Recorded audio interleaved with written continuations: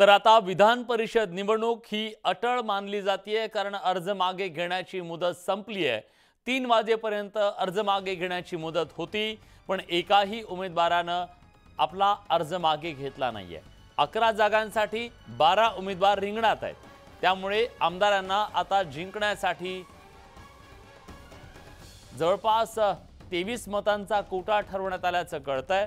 आणि त्यामुळे या सगळ्या परिस्थितीत आमदारांना मतांची जुळवाजुळव करावी लागणार आहे, पण घोडेबाजारही तितकाच अटळ मानला जातोय का, हाही सवाल आहे।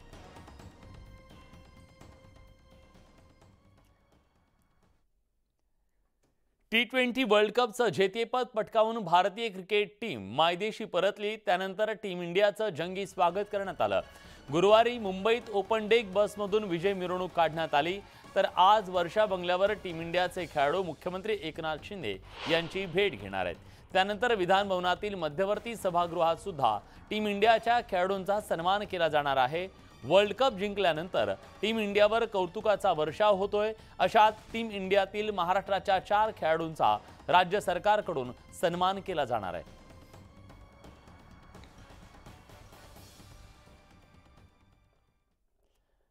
गेल्या आठवड्यात शरद पवार यांनी राज्याचा अर्थसंकल्प अजित पवार यांनी विधानसभेत मांडण्यापूर्वी तो फुटला होता असा दावा केला।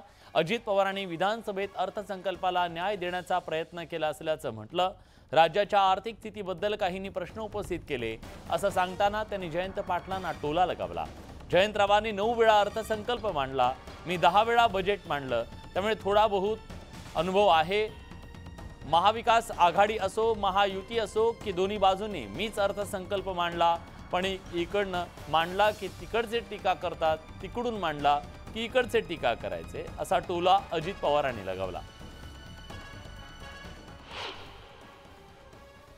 अर्थसंकल्प फुटल्याच्या बद्दल सन्माननीय विरोधी पक्ष नेत्यांनी पण तशा पद्धतीने वक्तव्य केलं आणि जयंत पाटील साहेबांनी पण तशा प्रकारचं वक्तव्य केलं। आणि त्यामुळे अर्थसंकल्प मांडण्यापूर्वी काही बातम्या वर्तमानपत्रामध्ये किंवा इलेक्ट्रॉनिक मीडियामध्ये आल्या तर अर्थसंकल्प फुटला असं म्हणता येणार नाही। सन्माननीय सदस्य तसं म्हणत असतील तर ते जनतेवर किंवा माध्यमांच्यावर अन्याय करण्यासारखं आहे। मी अर्थमंत्री म्हणून स्पष्टपणे सांगू इच्छितो की अर्थसंकल्प कुठेही फुटलेला नाही। अर्थसंकल्पाची गोपनीयता पूर्ण राखली गेलेली आहे।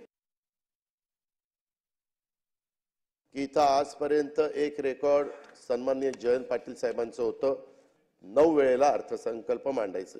जयंतराव बरोबर आहे ना, 9 वेळेला अर्थसंकल्प मांडायचं, 10व्यांदा अर्थसंकल्प मांडण्याची संधी मिळाली। आणि काहीतरी अध्यक्ष महोदय आम्हाला थोडा बहुत अनुभव आहे, इतरांच्या एवढा नसेल पण थोडा का होईना अनुभव आहे।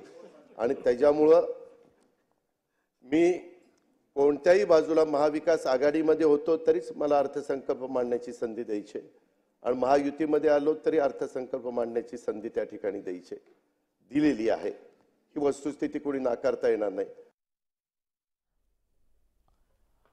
दरम्यान अर्थसंकल्पावर बोलताना अर्थमंत्री अजित पवारांनी शेरोशायरी करत विरोधकांवर निशाणा साधला। जाणून घेऊयात। अध्यक्ष महोदय, विरोधी पक्ष नेते आणि विरोधी पक्ष आणि सत्ताधारी पक्ष हे लोकशाहीचे 2 स्तंभ आहेत। या स्तंभावर लोकशाही उभी आहे।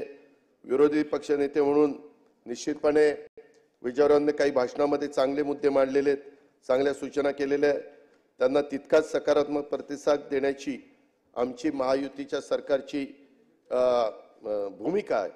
त्याबद्दल मी तुम्हाला ऐकवीन कि प्यार करेंगे तो करोगे, प्यार करोगे तो प्यार करेंगे, हाथ मिलाओगे तो हाथ भी मिलाएंगे, गले मिलोगे तो गले मिलाएंगे, सितम मिलाएंगे, गले मिलाएंगे ना, सितम करोगे तो सितम करेंगे, हम आदमी है तुम्हारे जैसे, जो तुम करोगे वो हम करेंगे।